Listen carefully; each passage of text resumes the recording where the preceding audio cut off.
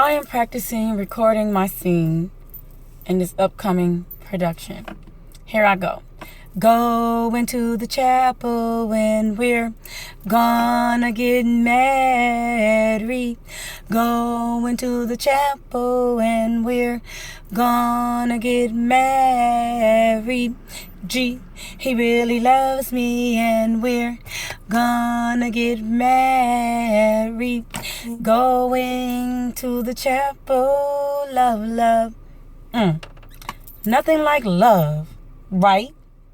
I mean, the type of love you never knew existed. That kind of love that they only write about. I mean, I'm so happy. I mean, you happy? Are you happy? I mean, my life was never easy life. Lord knows better than any soul on earth what I had to survive. But when Darlene told me about you, I just, fell in love with the thought of you. The letters began to flow, and you went from being my pen pal to what I can only say, my soulmate. I mean, we both shared our stories of hurt, neglect, and pain with each other. I found myself craving for another letter from you. I mean, I would literally sit at the mailbox and wait for Pauline.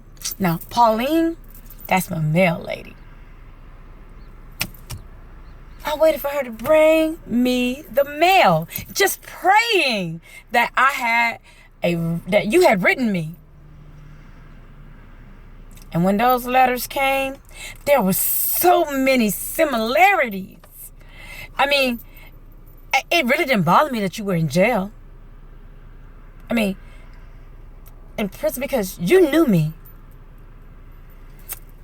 I always gave people the second chance. Well, the day of your release, and you were okay not being able to stay with me. Besides, there would have been no shacking up here. Thought you knew. Now, when we got to the halfway house, they had no room for you. You had nowhere to go. And being the woman that I am, I couldn't let my man be left on the street. So I started you in the basement and slowly to the couch. And before I knew it, you was in my bed every single night. I made love to you and you... I knew I had to tell Pastor something because it didn't feel right being saved and sleeping with you. But I loved you. Before you knew it, we were planning our wedding. Okay. I finally met your best friend. Not sure he liked me though. I mean, it seemed like he was like a little jealous, as if he owned you in a way, in some type of way. But it didn't matter. The date was set, and the day was set and things were going so wrong. I mean, we had never argued before. But, I mean, we argue all the time. It's like you changed right before my eyes. People were surprised when we were to be married, saying that you were incapable of love. But you love me, right? I mean, right? Right? Wedding day, bells ringing, food ready. My dress was to die for. I remembered my prayer well. I said this. Listen, I said, God, this is it. If you don't want me to marry this man, I will call it off. If they come in here and tell me that pastor can't marry us, my signals.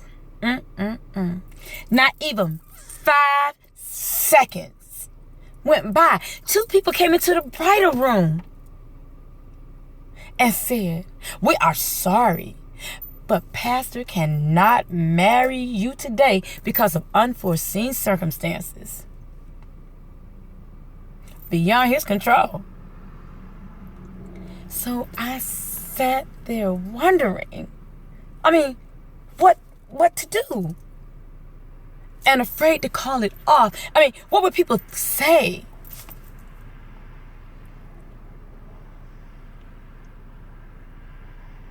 So I found a new pastor. And I married your ass anyway. Everyone was there. And it felt like nothing could go wrong. Even Alex was there. And that was great.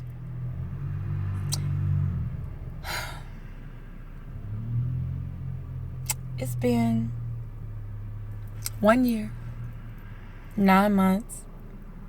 Haven't seen you much. But why? Honeymoons seem to be gone quickly. You were never home anymore.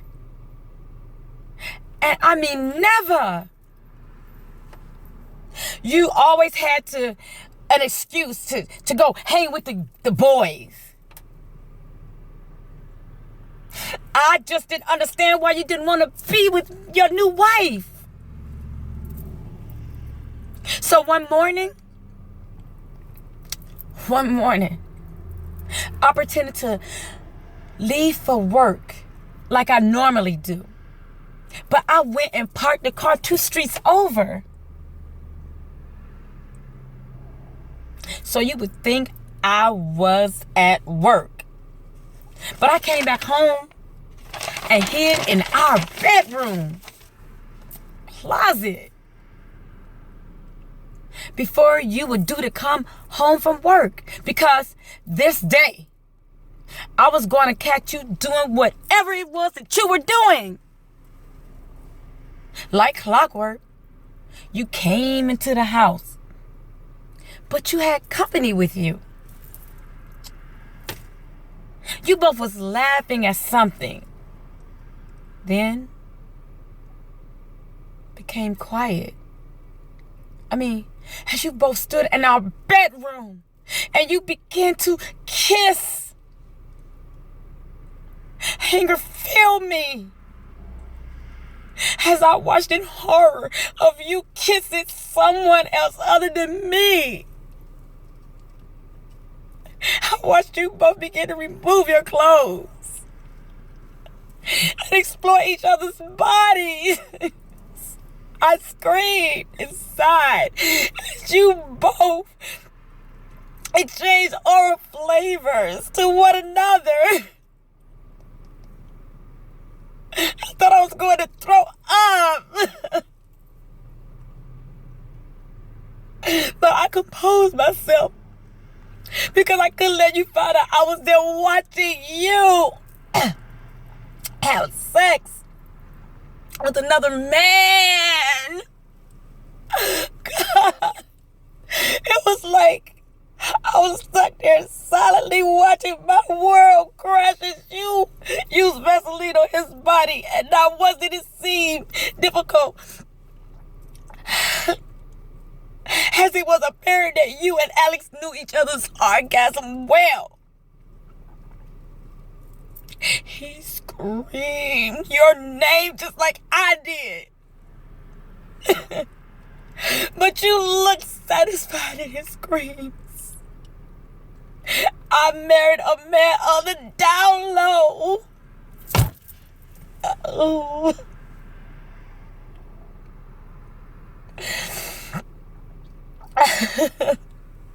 I stood there though for 2 hours watching you both sexually indulge each other before you both got into the shower. In that moment, I had to pick myself up from the floor. And I ran out of the home. And I ran out of her home afraid, mad as hell. I was hurt. I wanted to kill you both. I had given up 13 years of celibacy and singleness to watch my sacrifices burn in hell before my very eyes. You blew my phone up, worried sick about where I could be. But soon after your calls became few as I stayed away for months. Oh my God. Before I finally returned home. Never telling you what I saw. I walked into my once beautiful decorated home to nothing.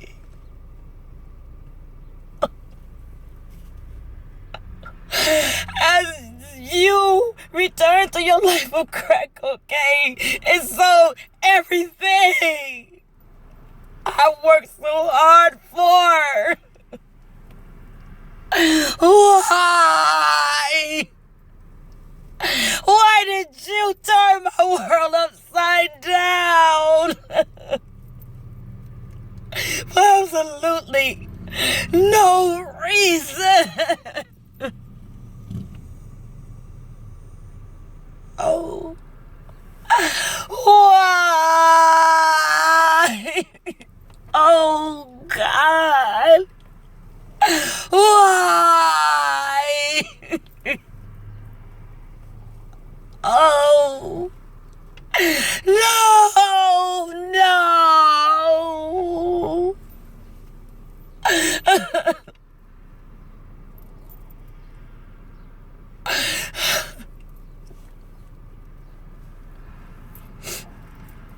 Scene.